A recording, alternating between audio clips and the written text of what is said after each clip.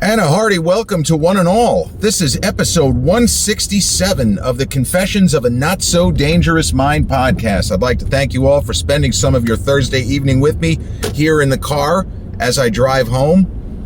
And if you're checking out this episode on the YouTube channel but haven't done so already, please click like, subscribe, comment, share, turn on those notifications. Or if you catch this episode on the audio platforms such as Spotify or iTunes, same general rule applies. Click like, subscribe, share, turn on those notifications. So this episode will be the sixth entry in our continuing series of guilty pleasure movies. And it's actually kind of a nice serendipitous happenstance that it's getting dark. And it's kind of gloomy and dark and spooky in the car as we speak. Because the sixth entry in the Guilty Pleasure movie series is the 1987, I think, classic.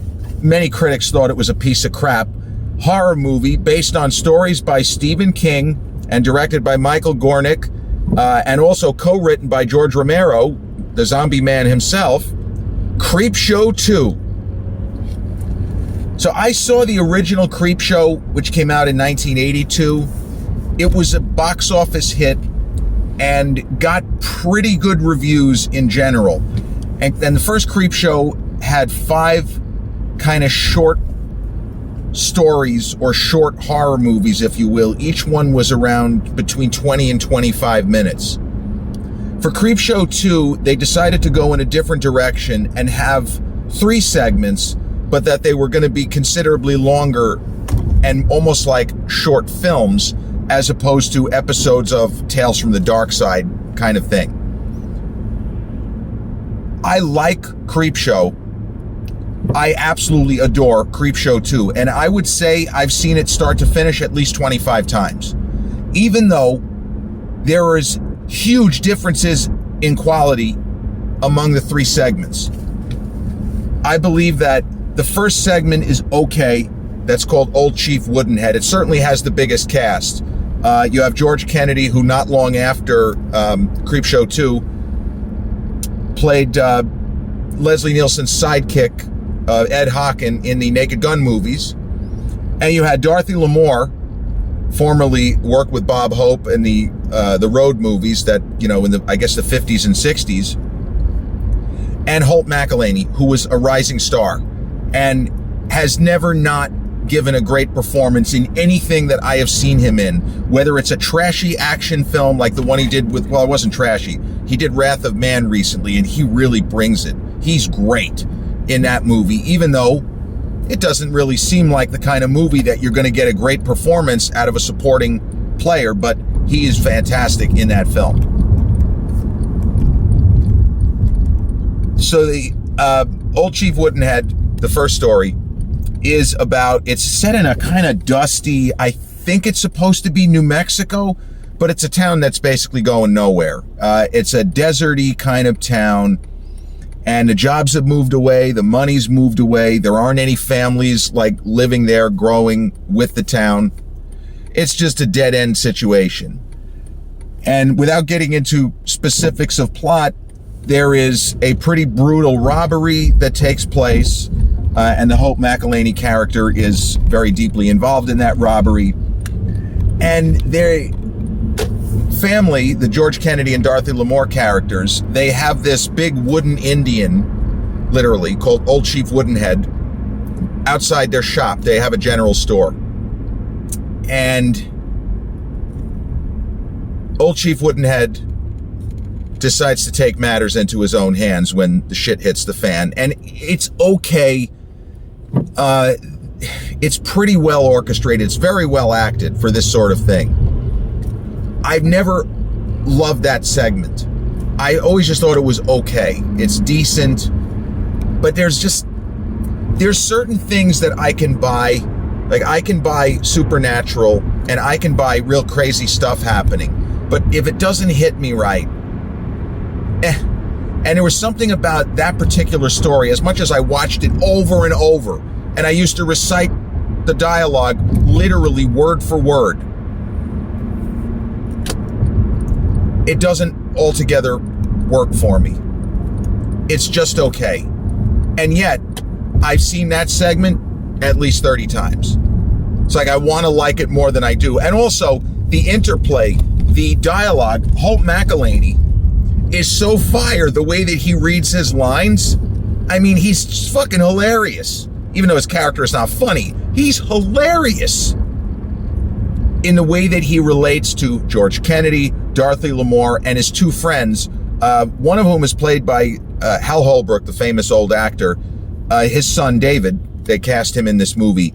And the other actor is another, at the time, very young actor who's had a successful career named Don Harvey.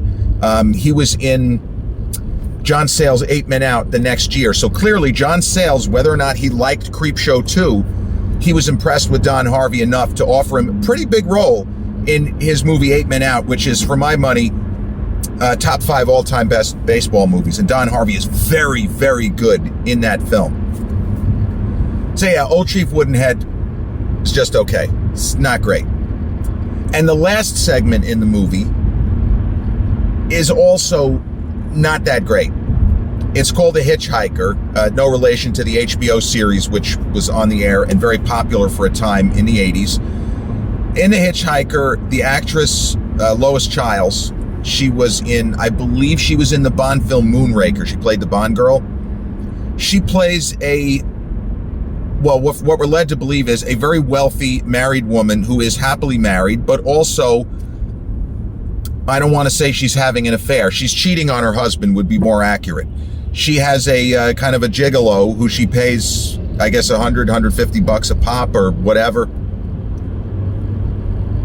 She gets into a little bit of an accident on her way home, and she kind of runs over a potential hitchhiker and kills him. And there'd be no movie and there'd be no horror twist if that was it. Well, the hitchhiker does not stay dead.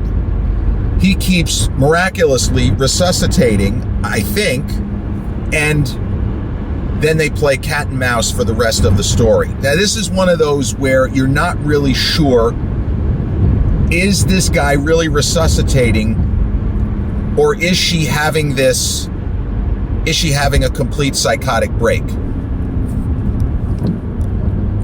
That's the question. And we don't really know the answer. And the movie doesn't really answer it, which I think is good, but the story is not as suspenseful as it could be. I feel like they could have done a better job illuminating what was actually going on. It's just okay. It's the weakest of the 3 segments, in my opinion, by a wide margin. They don't do enough with the premise, and it's pretty on the nose and obvious. And look, I give Lois Chiles credit because most of the segment is her alone in a very nice car. And she does the best she can, but she's playing opposite, almost like an animatronic, dummy, toy, whatever it would be. It's not stop motion, but they use some kind of trickery with costuming to make it seem like this guy is really there. And it's a little bit like American Werewolf in London, where you have Griffin Dunne in various stages of decomposition, and then at a certain point, Griffin Dunne is not playing this character anymore because there's nothing but bones. So it's the same kind of thing here. And it ends the way that you expect it to. So it's just okay. The second segment is a home run. The second segment is based on a short story by Stephen King that appeared in his collection of short stories, one of a few that he released. This one was called Skeleton Crew. And I thought that Skeleton Crew was a phenomenal book, that there were so many of the stories in there that were amazing and would make great movies. Now, ironically, the most famous short story from the book, Skeleton Crew, it's almost long enough you could almost call it a novella. It's called The Mist. And some of you may have seen the movie with Thomas Jane and I think Marcia Gay Harden, among others. It was a great movie. And Stephen King has gone on record as saying that the ending they came up with for the film was better than what he came up with in the book. His or novella was an open ending, and the movie does not have an open ending. The movie has a very definitive closed ending, which is incredible. Even if you don't love the movie, I don't know anybody who says, oh, this ending is trash. It is fantastic. The story, The Raft, though, is also in Skeleton Crew. It's much shorter. And the film version, the story, it's the second segment of the 3, is called The Raft. And it is scary as hell. It's another situation where you have circumstances taking place that cannot happen. That there is some kind of weird garbage barge / oil slick, which is a predator.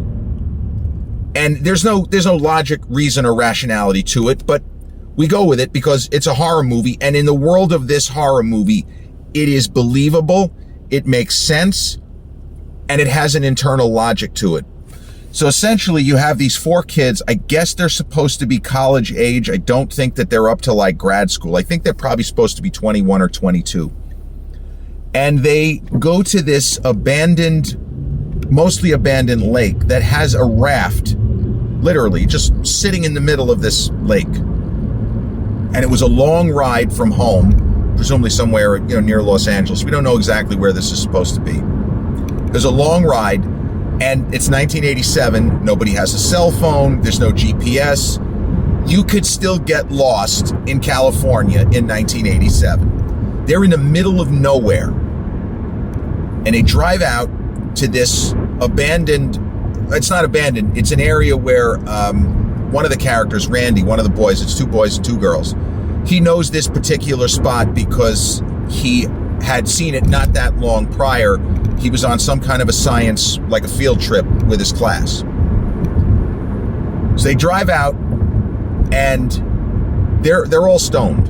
They're all, hitting up the weed, and it's very cold. It's just everything is wrong here. They're not in their right minds. It's too cold to swim. And what are they doing anyway? What's the big deal? We swim out to this raft, and then what? We're just going to hang out and swim back? It's not really, they don't really think it out too well. But it's exactly what they do. They get to the location, they swim out to the raft, and while they're in the water, the character of Randy, who is like a science whiz, he's presented as highly intelligent, and in the book, same thing. He sees this weird mass on the water. It's nothing like anything he's seen before. And he swims to the raft, and then one of the characters, her name is Laverne, she's actually the girlfriend of Deke. That's the other guy. And the other girl is Rachel. So they get on the raft, and Randy is panicky because whatever is in the water doesn't make sense. It doesn't make sense. They say, well, it's an oil slick. Yeah, but how could it be an oil slick? It doesn't look like an oil slick. It looks like a cross between an oil slick and a garbage barge. That's what it looks like. And people, New Yorkers who remember the 80s, there was a famous garbage barge that was floating around the Hudson River for a couple of months. I thought that was a fucking riot. I was 13 and I was cracking up every time they showed the garbage barge. So this oil slick / garbage barge is a predator. It's hungry. And it, a little 10 Little Indians kind of thing, I'm not really giving much away to say that it more or less picks them off one at a time. And this segment builds suspense the way that you're supposed to. The staging is excellent. Performances are tight, even though none of the actors really went on to anything great after this. But it is so well done and so well shot and acted and orchestrated that even though you're pretty sure you know what's going to end up happening, and what you think is going to end up happening is probably what does happen, it draws you in, and you can't help but feel more connected to the characters than in either Old Chief Woodenhead, where, yeah, we like the old couple, and George Kennedy, he's in The Naked Gun. Dorothy Lamour used to be famous. She was big in the fit, whatever. We don't really feel that much for them. We certainly don't feel that much for Holt McElhaney's character, because he's terrible. And as much as Lois Child, she's an attractive lady. Hey, she was in James Bond. She's not a particularly likable character, and it's almost like we want her to get a comeuppance because she's just so flippant about everything. She's kind of a little bit of an asshole. But in this story, these kids haven't done anything. They're just hanging out and having fun, and that's it. And this horrendous misfortune befalls them. So I read Stephen King's short story in Skeleton Crew. My dad was a big Stephen King fan. He had a lot of his books. I read Danse Macabre, which was a nonfiction book, not a collection of short stories, but a nonfiction book about some ways about his work, but just as much about what he likes in horror, in sci-fi, in fantasy movies. And King was very young when he wrote Danse Macabre, but it is so much fun. It's such a great read. That's a book of his I definitely recommend, even though now it would be more than 40 years old. But I read The Raft before seeing Creepshow 2. And when I tell you it is as good an adaptation of a short story as you can pull off, it's as good an adaptation. They got everything right, because King's story is immaculate. It's almost perfect. It's so lean and clean and efficient. And the segment, the short movie, whatever you want to call it, is also, there's not a wasted minute. There's not a wasted shot or gesture or line reading. Everything is right on the button. And I recommend Creepshow 2, even though you look at the reviews are shit, hence guilty pleasure. But I feel like part of that, or big part, is that Old Chief Woodenhead is hitting you over the head. It's kind of on the nose. And A Hitchhiker, same thing. The Raft is just good and scary in the manner of old horror. And, when I discussed in a recent podcast about Late Night with the Devil, how complex discovery plot, the sort of classic horror movie, the four phases being onset, discovery, confirmation, confrontation. Onset, a creature of some sort is doing bad things. Jaws. The shark kills the young girl at the beginning. Discovery, they discover the body. Confirmation is very specific. Confirmation is when there is a character in the story who does not believe what's happening is actually what's happening, and then they finally are convinced. And confrontation is, in the movie Jaws, Brody and Hooper and Quint, let's go kill ourselves a great white shark. Creepshow 2 is an incredible counter to any piece of the complex discovery plot. It is all onset. It's all onset. They don't discover it. They don't know what the fuck it is. It discovers them. There's no confirmation because they don't know what it is. And they have no means to confront it. They don't know what it is. They're trapped in the middle of they're in the middle of nowhere. They're on a raft, and this man-eating garbage barge oil slick thingamabob is gonna kill them. It is a story that is all onset. And yet it is still horror, even though it barely satisfies even the first out of the four. So Creepshow 2 was not really a success at the box office. I don't know that it got as big of a release as the first one did. That I don't know. I just know it wasn't successful. But it has gained a cult following over the years. And I guess I'm not the only person for which it's a guilty pleasure, and a movie that I love to share with people. Sometimes they like it, sometimes they don't. I know that it's free on, it was on Amazon Prime, but there's actually a pretty good high definition print on YouTube. So if you're interested in seeing it, you definitely can. All three stories vary in quality, but I will vouch for the fact that I saw something where somebody was saying that they felt that Old Chief Woodenhead was the best of the segments. And, well, I disagree. But Hey, that's what makes a horse race. You might think that the Raft is the weakest of the three. But if you're into horror and you like Twilight Zone, Tales from the Dark Side, that kind of horror, highly recommend. If you haven't seen it, Creepshow 2. There are some dated elements, but all three stories are at least good. And the second one is fantastic. Scary as fuck. And they just get everything right in The Raft. And with that, we've reached the end of episode 167 of the Confessions of a Not So Dangerous Mind podcast, the 6th entry in our continuing series, Guilty Pleasure Movies. If you ended up catching this episode on the YouTube channel, enjoyed it, but haven't done so already, please click like, subscribe, comment, share, turn on those notifications. Or if you catch this episode on the audio platforms such as Spotify or iTunes, same general rule applies. Click like, subscribe, share, turn on those notifications. I'll be back with episode 168 real soon. Till then, peace.